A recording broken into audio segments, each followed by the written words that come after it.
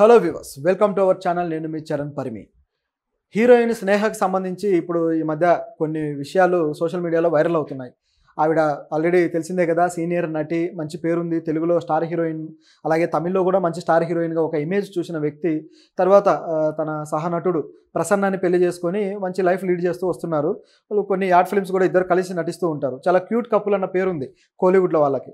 So ఇంత మంచిగా వాళ్ళ లైఫ్ను లీడ్ చేస్తూ వస్తున్నారు. ఈ టైంలో సడన్గా ఆమె గురించి కొన్ని ఫోటోలు కూడా కొంచెం అభ్యంతకరంగా కొన్ని ఫోటోలు వైరల్ అవ్వడము, అదేవిధంగా కొంత కంటెంట్ కూడా ఆవిడ గురించి నెగిటివ్గా సోషల్ మీడియాలో సర్క్యులేట్ అవుతూ ఉంది. అయితే వాటి వెనక వాస్తవాలు అంటే కొంతమంది ఆ ఫోటోలు చూసి ఆవిడ వేరే వ్యక్తులతో ఎఫ్ఐఆర్లో ఉన్నారు, సో అది నడుస్తుంది అది ఇది అని చెప్పి మాట్లాడడము, కొంతమంది అయితే పెళ్లికి ముందు ఎఫ్ఐఆర్లు అని చెప్పి అనడము, ఇట్లా రకరకాలుగా ఉన్నాయి. ఎవరికి క్లారిటీ లేదు.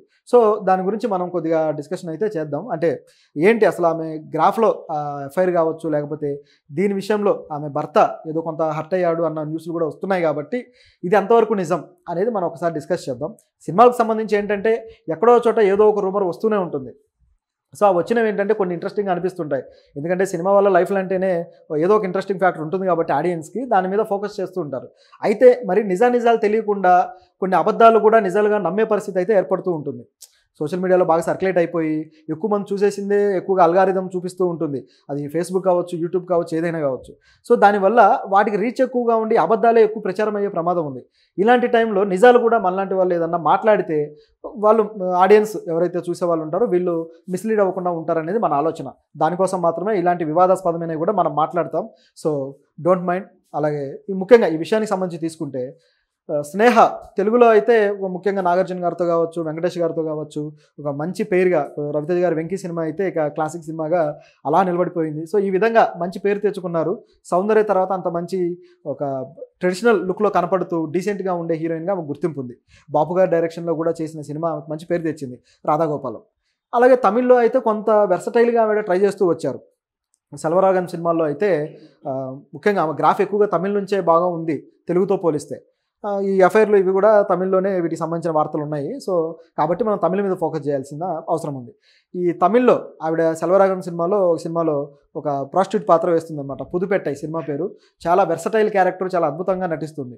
సో ఇట్లాంటి క్యారెక్టర్లు చేసిన ఆవిడ ఆ సినిమాలు ఆమె షూటింగ్లు జరుగుతున్న టైంలో ఒక ప్రొడ్యూసర్ తోటి ఆవిడ లవ్లో ఉన్నారు ఆ టైంలో. సో అతనితోటి ఎఫ్ఐఆర్ అని కూడా అనలేదు, డైరెక్ట్గా లవ్వే, అది పెళ్లి చేసుకోవాలనుకున్నారు వాళ్ళు. సో ఆ విధంగా దాన్ని తీసుకోవాలి మనం, ఎందుకంటే పెళ్లికి ముందు జరిగిన సంఘటనలు ఇవన్నీ. సో వాళ్ళిద్దరి రవి ఆ ప్రొడ్యూసర్ పేరు. సో మంచి క్యూట్ కపుల్గా వాళ్ళు అప్పుడు మెలిగేవాళ్ళు.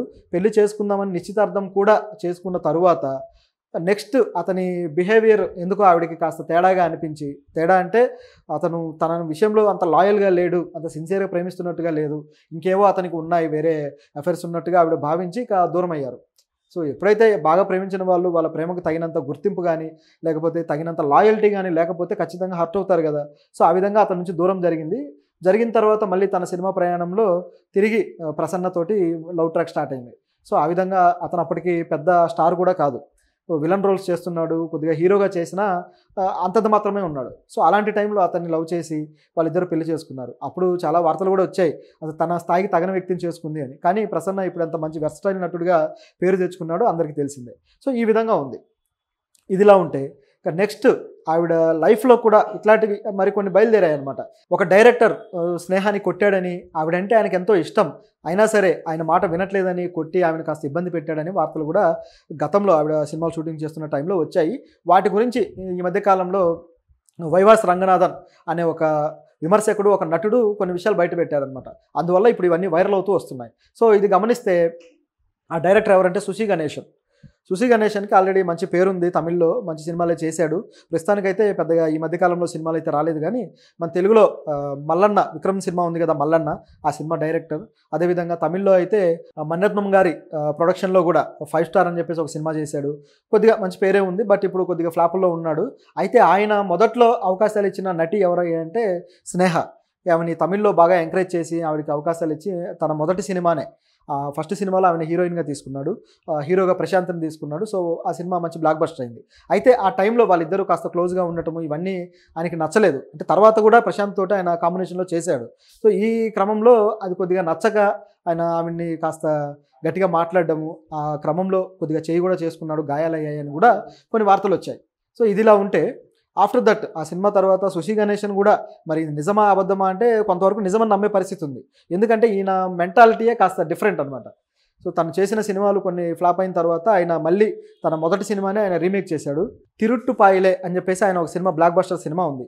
ఆ సినిమాకి మళ్ళీ సెకండ్ పార్ట్ తీశాడనమాట. అంటే కొద్దిగా ఆ కంటెంట్ని తీసుకొని చేశాడు. ఇందులో మళ్ళీ ప్రసన్న కూడా నటించాడు. సో అంటే ప్రసన్న ఆల్రెడీ స్నేహ భర్త, మరి వీళ్ళకింత వివాదం ఉంటే అతను నటిస్తాడా లేదన్న డౌట్ కూడా ఉందనుకోండి. అయితే నటించాడు. సో ఈ సినిమా జరిగిన క్రమంలో తరువాత కొన్ని న్యూస్లు వచ్చాయన్నమాట. ఏంటంటే ఆ సినిమా ప్రొడ్యూసర్ లీనా మణిమేఖలై ఈవిడ ఒక ఆరోపణ చేశారు. ఏంటంటే అంటే మీటూ ఉద్యమం ఇప్పుడు జరుగుతుంది 18-19 ఆ టైంలో. సో దానికి సంబంధించి ఈవిడ ఒక ఆరోపణ చేసింది, ఇతను కాస్త ఇబ్బంది పెట్టాడు అది ఇది అని చెప్పి, లీనా మణిమేఖలై. సో దీన్ని మళ్ళీ సినిమాలో నటించిన అమలాపాల్ కూడా సమర్థించారు. నిజమే, అతను శశి గణేషన్ కాస్త ఇబ్బంది పెడతాడు అది ఇది అని చెప్పి.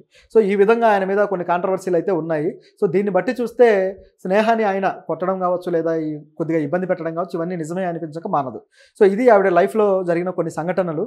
అయితే ఇవన్నీ కూడా సమసిపోయినాయి, గతించిపోయినాయి అనమాట. వీటిని గురించి మనం ఇప్పుడు అవేవో పెద్ద రసంబోలా చేయాల్సిన పని లేదు. కానీ ఒక చర్చ కింద ఇవి వచ్చాయి మళ్ళీ. అంటే అవి లైఫ్లో ఇప్పుడు కొత్తగా ఏమన్నా కాంట్రవర్సీలు అయ్యాయా అన్నట్టుగా. కానీ అవన్నీ నిజాలు కాదు, ఎప్పుడో జరిగిన వాటిని మాట్లాడారు. ఎందుకంటే ఇప్పుడు ఆవిడ భర్త కూడా ప్రసన్న మళ్ళీ అతని సినిమాలో నటించాడు అంటే ఏమీ లేదని అర్థం చేసుకోవచ్చు. అయితే మొత్తం ఈ గొడవల విషయంలో శశి గణేషన్ ఏం చేశాడంటే వీళ్ళ మీద లీనా మణిమేఖలై గారి మీద కేసు వేశాడు. అంటే పరువు నష్టం దావా కేసు కోర్టులో వేశాడనమాట. నన్ను ఈ విధంగా ఆవిడ తప్పుడు ఆరోపణలు చేస్తున్నారు, సో నేను ఎవరిని ఏ ఇబ్బంది పెట్టింది లేదు అని చెప్పేసి కేసు వేశాడు. ఇప్పుడు అది కోర్టులో ఉంది.